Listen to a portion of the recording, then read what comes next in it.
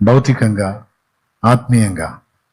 ఇప్పుడు గ్రాహం స్టెయిన్స్ని ఆయన్ని, ఆయన ఇద్దరు పిల్లల్ని కారులోనే దహనం చేశాడు ఒకడు. ఎన్నాళ్ళు జైలు జీవితం జీవించాల్సి వచ్చింది? అసలు వాళ్ళలో ఆ మత ఉద్వేషాన్ని రెచ్చగొట్టి అంత దారుణమైన హత్యలు చేయటానికి ఒక యవనస్తుడికి ఎలాంటి ఆలోచన ఎలా వచ్చింది? ఎవరి ద్వారా వచ్చింది? దానికి ప్రేరకులుగా ఉన్నవారెవరు?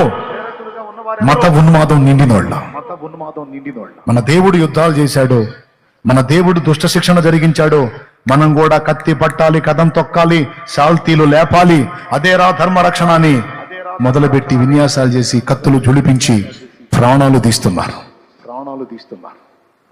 తీసి వాళ్ళు ఏమన్నా బాగుపడుతున్నారా?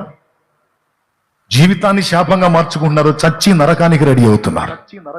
వాళ్ళేం బాగుపడట్లా, వాళ్ళ కుటుంబాలేం పచ్చగా లేవు. కానీ వాళ్ళని ఉసిగొలిపారు చూడు.